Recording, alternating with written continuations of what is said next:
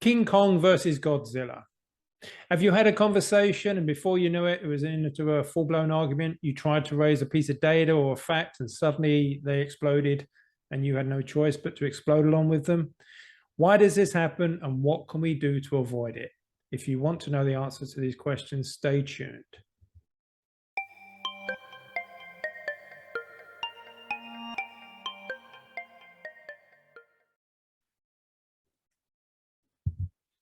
Good afternoon. Today's presentation is King Kong versus Godzilla. Why are many conversations becoming strained? So really, we have different perceptions often. And in our example here, we've got Jane blogs on the left, Joe blogs on the right, and they've got tannoys. And what they're doing is they're projecting what's in their soapbox into the conversation, as we invariably will do. The soapbox represents our reservoir of information, knowledge, and understanding around the world, and very much the COVID pandemic. So what happens invariably is that we will get triggered into a situation where the animal will come out. And in this example, we've got King Kong versus Godzilla. So I'm sure we've all had a conversation where one person in the conversation gets very angry and then the other person has no control and they find themselves in the same boat. So really the question is, why does this happen? What can we do about it? And to do that, we're going to look at Joe's perspective today, and we're going to look at what is driving Joe's behavior and why he's seeing things the way he's seeing. And then we can have a really look under the bonnet. Understanding this, we can start to look at some examples of why people react the way they do. So we've got Joe, and Joe's been told there's a deadly virus and it affects everyone, and he really has to follow certain guidelines and rules, otherwise he's going to kill someone. This will create a lot of emotions in Joe to act. The forces really are, he comes to conclusions that he must do certain things. And then, of course, what he's presented with is option A and option B, which pretty much throughout the last couple of years has been to comply or not to comply. That's the question. And of course, Joe is then influenced down one of these pathways. And as we spoke about in many presentations, the governments and institutions have took it upon themselves to psychologically influence us down to option A, to comply. So option A is invariably painted with Teflon to make it as easy as possible to take that option. Option B is often painted with sludge or even has roadblocks, making it almost impossible to take that option, to not comply. In some countries, you couldn't travel. In other countries, you couldn't even shop. So it was in a lot of people's pressure to take option A. And if we was to say another example, for instance, if you were to buy an online subscription for a newspaper, you'll find that when you purchase that, go up the top route, it happens very, very quickly. A few clicks and you've suddenly bought the subscription. But when you want to cancel it, you'll notice that that becomes a lot more difficult. And sometimes you have to phone them up. So this is making basically to spend money very easy and to not spend money very difficult. So this choice architecture from behavioral science will appear now in pretty much most of society that you'll see it. Now, we're just going to touch on a concept that I think is really, really key. And over the coming months, we will delve into it much more, is that a lot of things that are going on are actually happening subliminally. So what is subliminal? And of course, most people their experience of subliminal will be, popcorn and soda, flashing images in a cinema.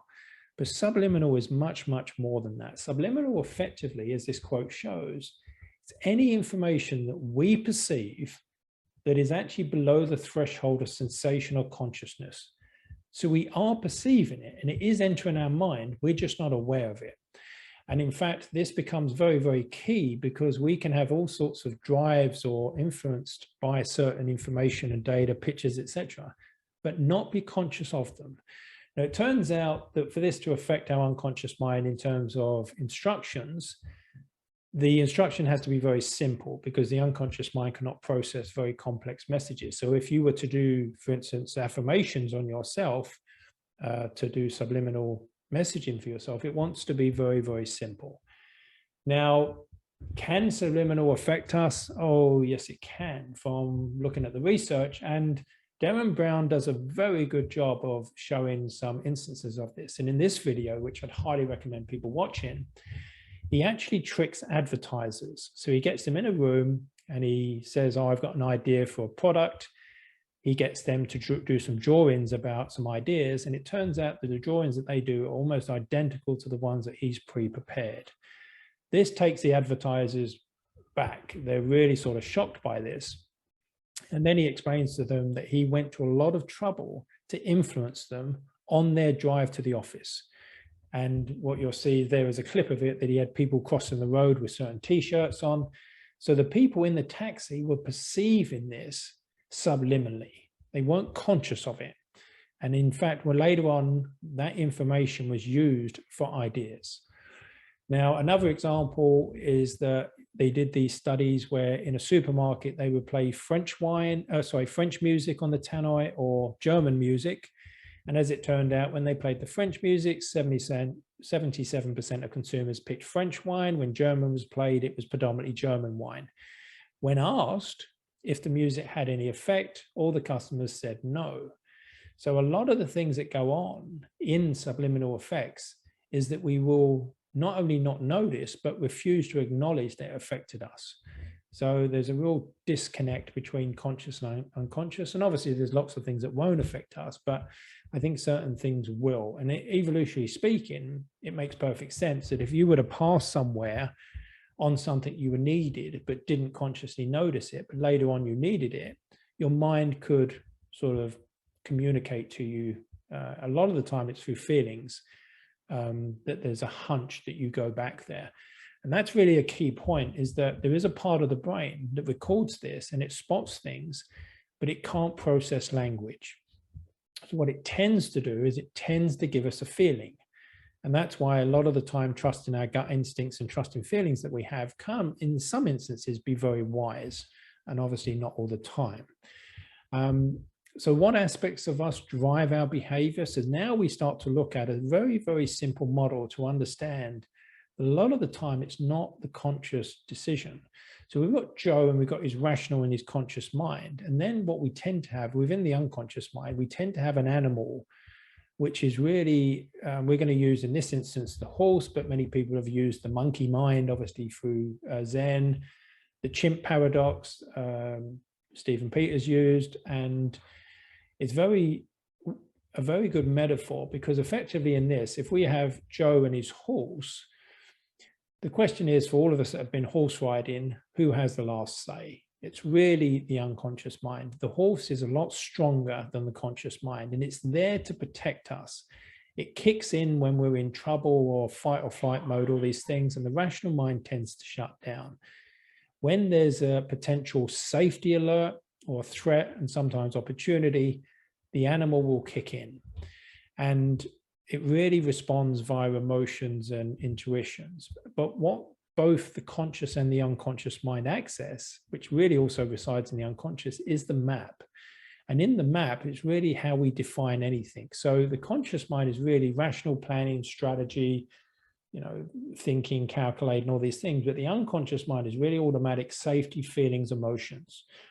So it's really, and probably 95, according to Bruce Lipton, 95% of our awakened state is often unconscious. We do things very automatically.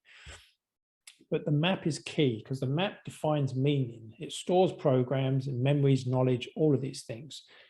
And the question is, who's programming the map? And this is a very, very key point. So when you're in class and you're in school, somebody else is really programming the map for you. So it's very key that the information that goes into the map is accurate, because if it's not, we can have a problem. But at the same token, what part of us is actually inputting that map? So it can be that it's actually our conscious mind, the rider, or the unconscious mind. And we're going to look at a couple of examples.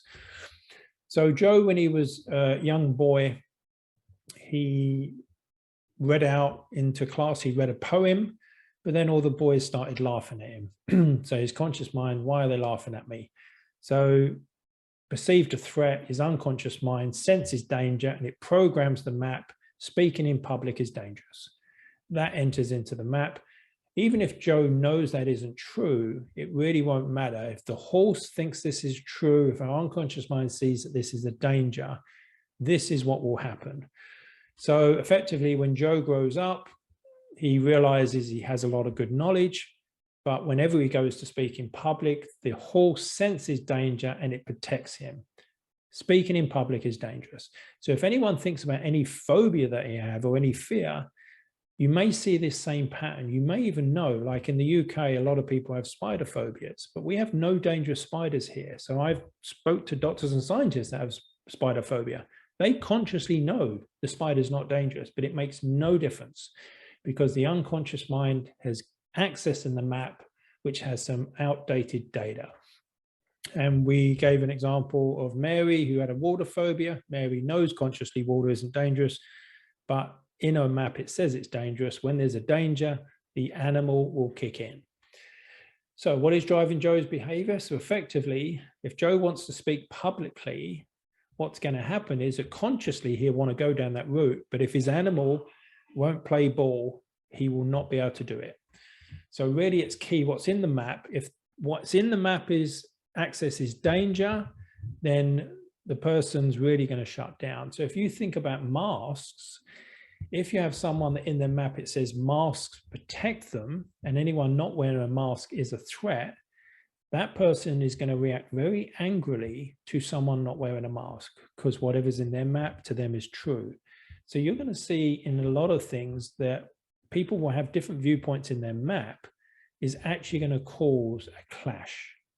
And this really, has caused a lot of conflicts throughout the ages. Information and meaning does not exist in a vacuum, as we pointed out. So really, hopefully now we're beginning to see that the problem is really what's in people's soapboxes. And if we can get open and honest debates going where people don't feel threatened and they can start to assess things, then we can get, people moving closer to the truth. But I think it's fair to say that society's conditions are not that. There is almost no open debate going on. In fact, anyone that contradicts the official narrative is effectively shut down and abused, losing their jobs, etc. So really to understand that if, as Voltaire said, if you can convince people of absurdities, then they can commit atrocities. So it's these mental objects that exist in people's minds that is really the problem. So looking at these 5 basic needs is so key now that we understand that when any of these basic needs are threatened, you're going to see the animal come out. And that animal for some people will be a little mouse, for other people it will be King Kong or Godzilla. So if you were to socially reject someone, so for instance, anything that you're supposed to do and you don't do it, that will anger people.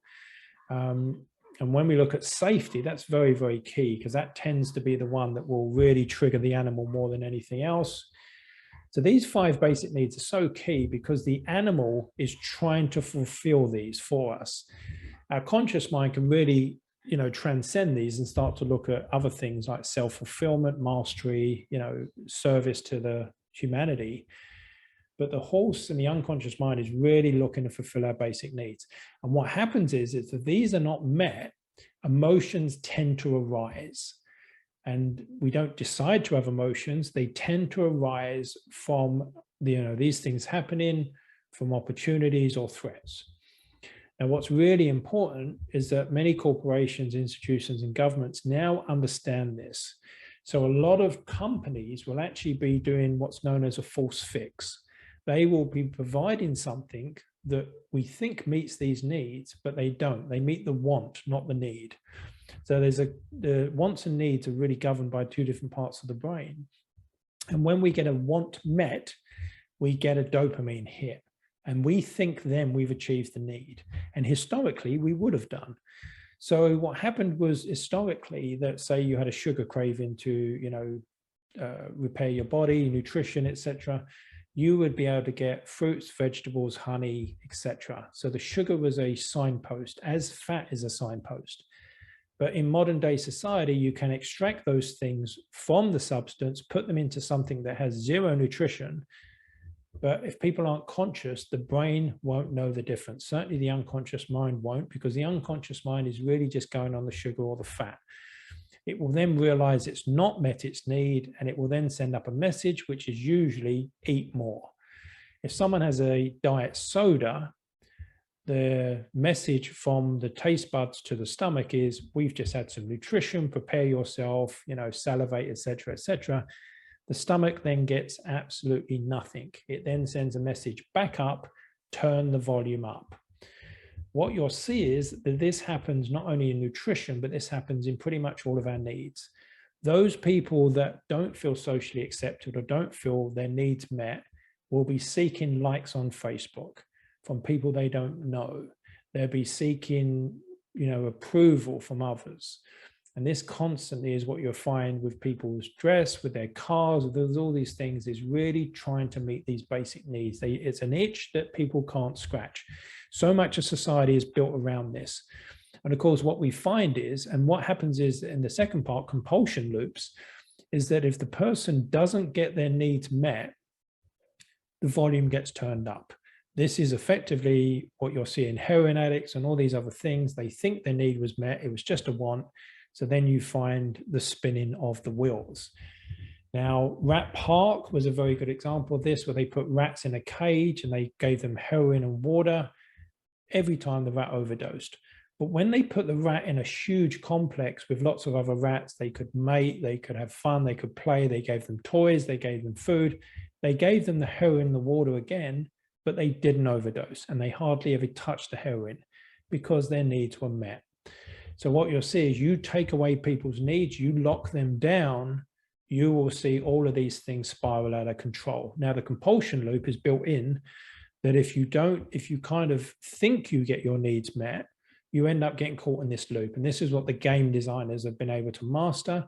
So you'll then see that 2 masks, 3 masks, 4 masks, not enough. 2 shots, 3 shots, 4 shots, not enough. Lockdown harder. This was basically a false fix and a compulsion loop. People were stuck thinking that something met their needs, but they never felt safe. And this is the thing that's going on. It's a compulsion loop, that people don't feel safe, and then you're going to see some very, very bizarre behavior. So historically, the wants and needs were like a railway track, the left being the wants, the right being the needs. That has broken away. So people never actually feel safe. So what you'll find is that, this constant yearning. So if we then look at these and we look about what triggers the animal, if mass equals safety to one person in the conversation and the other person doesn't agree or is not wearing them, that's going to trigger safety. That's when the animal is going to rear its head. Same with the jab, same with many other things. If they have a difference of opinion in the map, and it really gets to the point where one person feels threatened, and it could be either side, because when it came down to lockdowns, if someone supported it, but someone was losing their business because of this, justifiably, they're going to get angry.